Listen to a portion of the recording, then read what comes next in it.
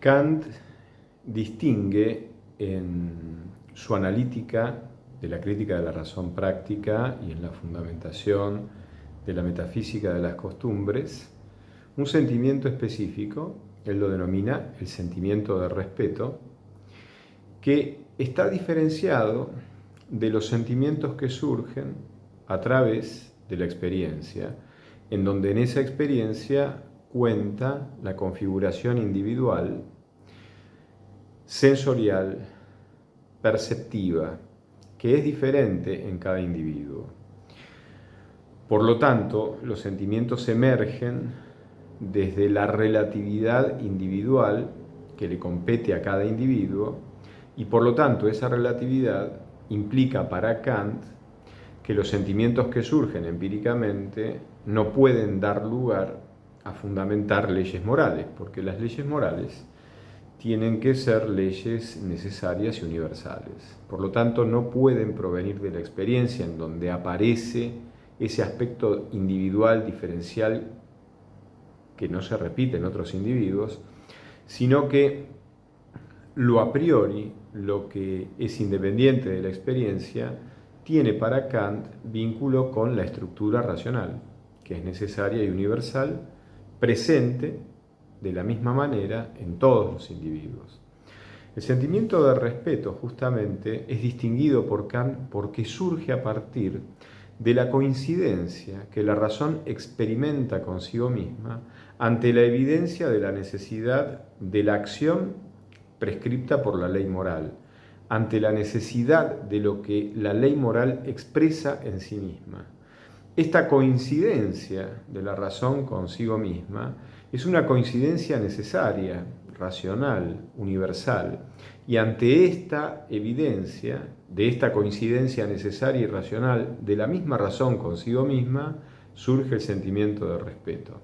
Este sentimiento es el que en definitiva va a motivar la acción que se deriva de la ley moral, porque Kant señala que no alcanza con entender lo que la ley moral expresa de un modo necesario y racional para pasar a la acción, sino que para pasar a la acción es necesario un motivo, un motor, algo que mueva, y ese es el sentimiento de respeto. La palabra respeto tiene un antecedente latino, etimológico, respectus, el cual está en conexión con respixere, que significa volver a mirar atrás. En realidad es un volver a mirar, es un volver a considerar, que es en el fondo un mirar atrás, es volver hacia atrás para poder seguir considerando, mirando y entendiendo mejor, identificando mejor eso que merece una cierta demora, que merece ser atendido. Este movimiento hacia atrás está significando demorarme, pero demorarme constructivamente, porque yo quiero considerar con atención, con detalle, con profundidad, el sentido de lo que quiero entender. Entonces, este respeto implica una demora constructiva, y desde esta demora, que también es una distancia respecto de eso que me merece respeto, esta distancia y esta demora están al servicio de justamente identificar el valor, la dignidad, el sentido de aquello que después va a suscitar un sentimiento de respeto. Estamos acostumbrados a escuchar hablar de que la persona humana, en su don de persona, en su condición de tal, merece respeto porque su condición de persona expresa un valor sagrado. El valor es sagrado porque la persona está abierta a la verdad y está abierta al bien, desde su inteligencia, desde su libertad. Por supuesto que el misterio de la libertad es tener el poder de contradecir al bien, de negar al bien, de rechazar el bien, y no por un buen motivo, sino incluso en el caso extremo de renegar del bien por rechazar al bien, no por otra razón ni por otro motivo más que rechazarlo, destruirlo, agredirlo. La libertad tiene este poder de decidir autodestruirse. Con lo cual, esto ya desde una visión filosófico-teológica constituye el meollo profundo del misterio del mal, el misterio del pecado, el misterio del mal elegido a sabiendas que se lo elige sin ningún buen motivo y sin ninguna buena razón. Entonces, justamente, esta apertura hacia el misterio del mal tiene como contrapartida la capacidad de participar de todo el bien. Entonces, eso es lo que hace que la persona, en su don de persona, tenga un valor sagrado y por lo tanto merezca respeto. Esto es muy interesante porque cuando nosotros en nuestra época, en todas las épocas, ha habido algún aspecto crítico en las relaciones interpersonales, pero en nuestra época las relaciones interpersonales están marcadas por cierto apetito voraz, consumista, que convierte todo y que también nos convierte a nosotros mismos y convierte a los demás en mercancías que tienen que saciar ciertos deseos. Nuestra época, en las relaciones interpersonales, podemos visualizar que los ejes fundamentales pasan por el deseo. Sabemos que el deseo, a medida que se satisface, se agota, y que si nosotros fuéramos meros deseos, un manojo de deseos que se va agotando y que esperamos que rebrote en algún nuevo deseo que también se va a agotar, si solo fuéramos eso, y si además pretendemos que en ese plano libidinal constituyamos el apogeo, la apoteosis de nosotros mismos, estamos condenados a equivocar profundamente con el sentido que tiene nuestra condición de personas. Nos convertiremos en eso que Sartre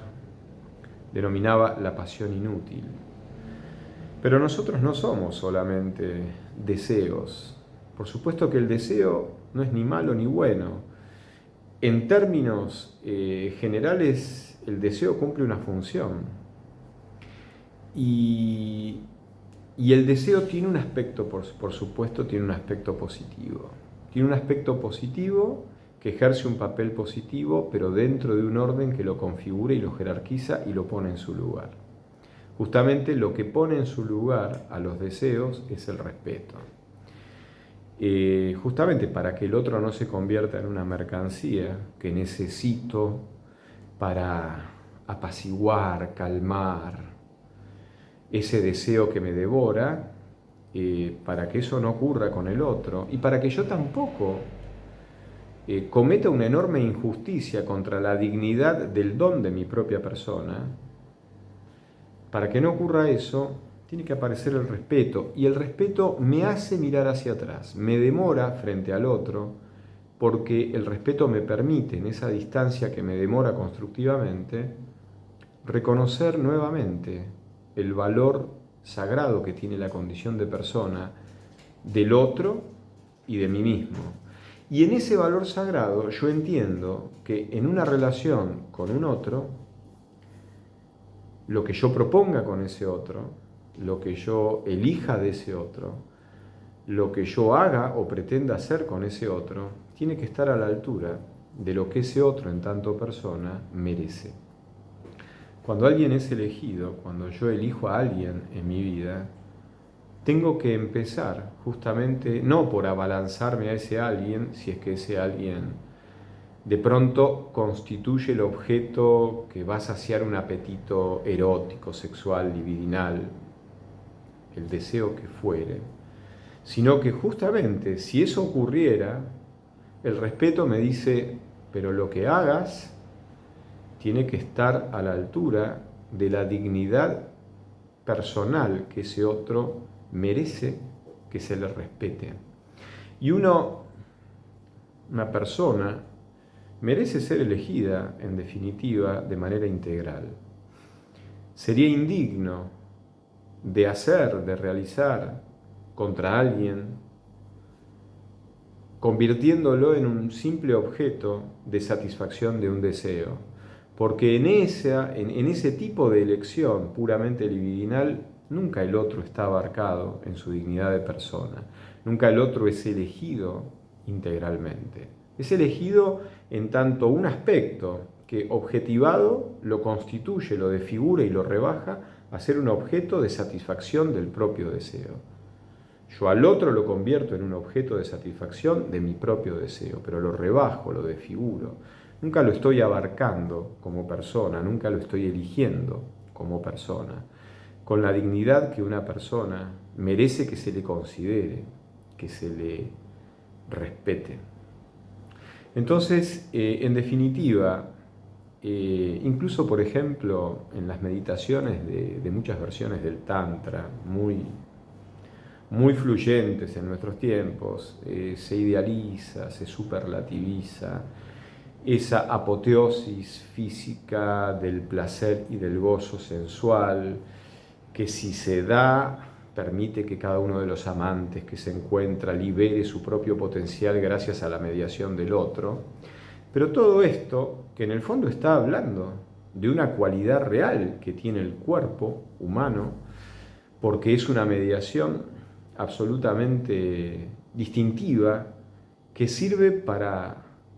una unión entre personas, pero que no solamente va a abarcar el plano físico. Tiene que abarcar el plano psíquico, tiene que abarcar el plano emocional, pero también tiene que abarcar el plano espiritual, que es el plano, el orden específico, fundamental, que nos hace personas, porque en el orden espiritual está la inteligencia, la libertad, la voluntad. Es desde este orden que somos personas. Por lo tanto, el deseo, lo libidinal, tiene un aspecto cualitativo positivo en sí mismo, pero se tiene que ordenar, se tiene que dejar ordenar dentro de la configuración total de una persona, de modo tal de que los deseos, si se quieren satisfacer, jamás lesionen la dignidad de una persona y que una persona merece que se le respete. Las personas no son cosas, eso ya lo sabemos, lo escuchamos, lo vemos escrito por un montón de pantallas, de redes sociales. Pero en definitiva, justamente, crecer nosotros mismos como personas es crecer para capacitarnos, para elegir a alguien de manera integral. Y alguien, una persona, es una historia de vida.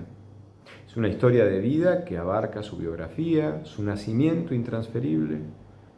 su presente, el porvenir que sigue siendo su camino e incluso su muerte, que también es intransferible y única. Entonces, crecer en la madurez de poder elegir a alguien en mi vida, si es que lo quiero hacer, es crecer en la capacidad de elegirlo integralmente, queriendo compartir su vida, queriendo abrazar su historia, su biografía, su presente, su camino, queriendo poner al lado de su camino mi camino, confiando en que en ese nosotros que se abre, que se inaugura, cada uno va a ser más profundamente sí mismo, gracias al amor que nos abraza y que contiene incluso lo que tenemos que sobrellevar del otro, las sombras del otro, las sombras que el otro arrastra sobre sus espaldas involuntariamente y las sombras que cada uno provocamos desde el pecado, desde la elección del mal.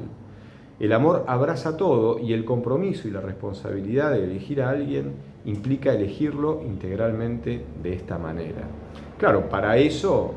justamente lo tenemos que distinguir y lo tenemos que reconocer, no desde su cuerpo, no solamente desde su temperamento, desde su personalidad, sino que elegirlo profundamente es elegir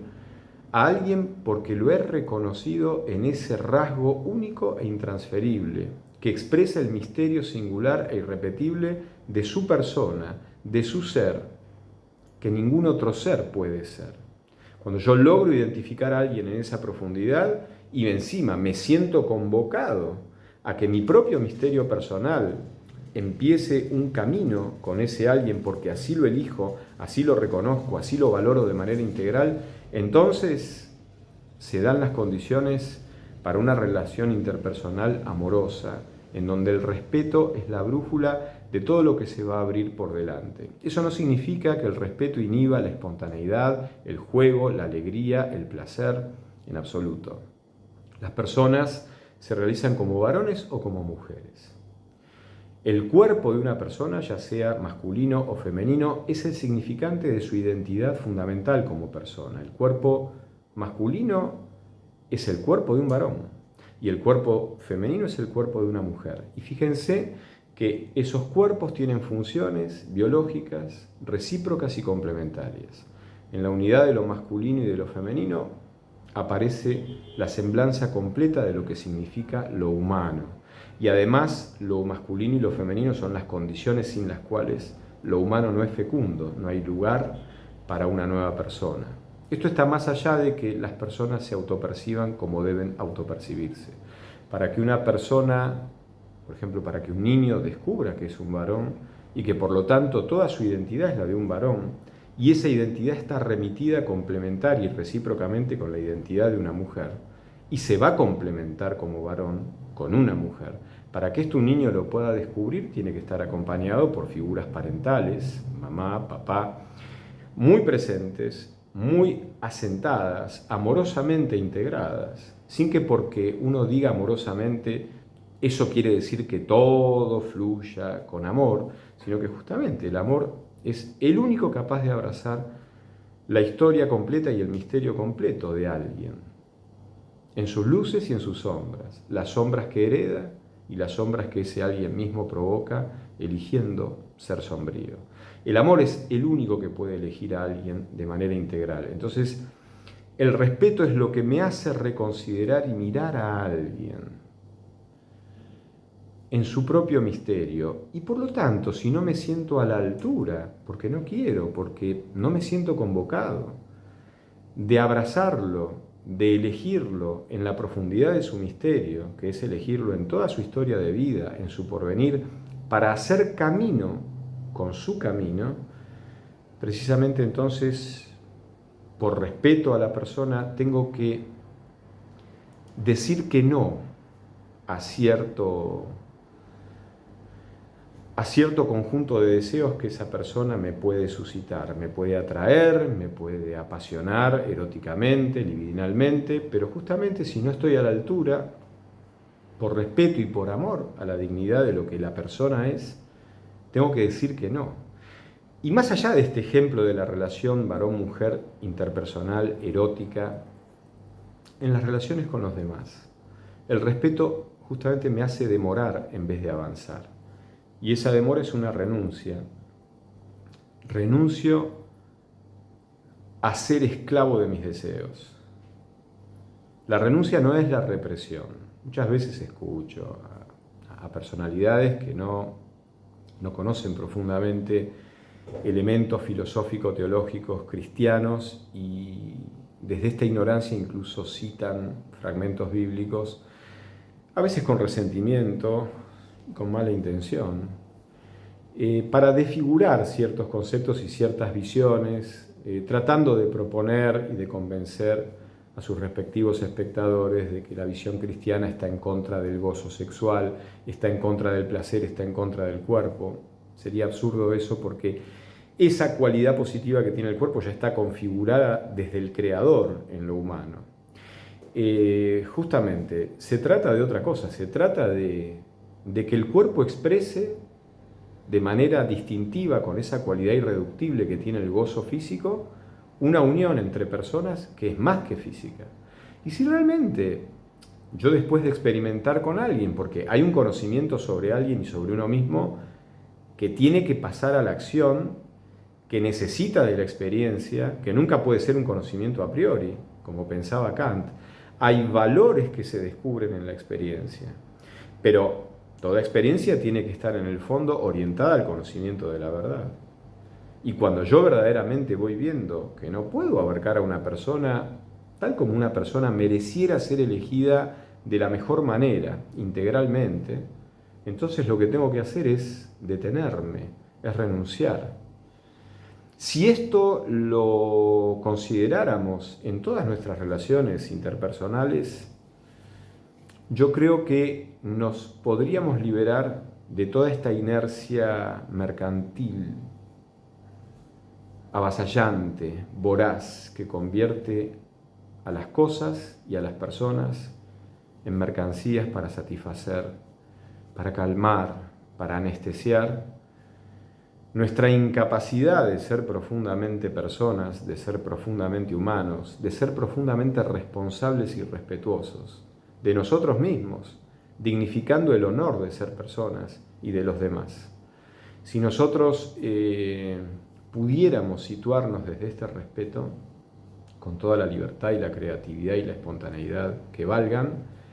y evitáramos convertir en mercancías a las personas y evitáramos convertirnos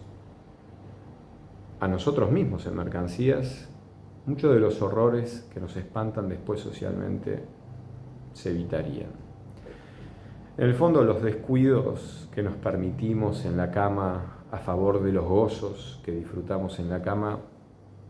son los mismos descuidos que después estallan y nos horrorizan socialmente. El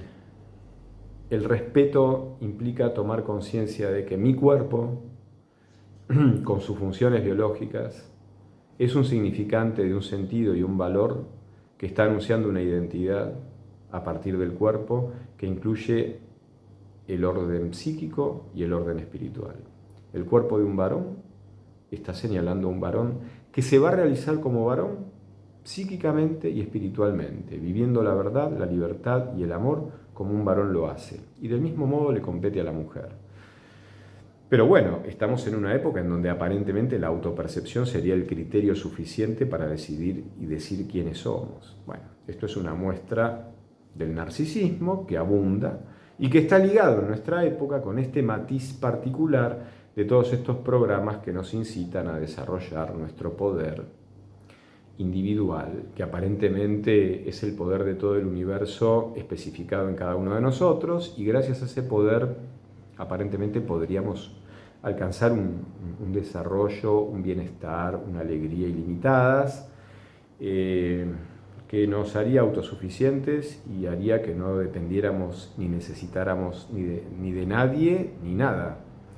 Con lo cual valdría la pena preguntarse entonces qué papel tiene el otro en mi vida. Por supuesto que el otro no tiene que ser una muleta, pero si el otro realmente es dignamente un otro, en su irreductibilidad como persona, en ese misterio que luce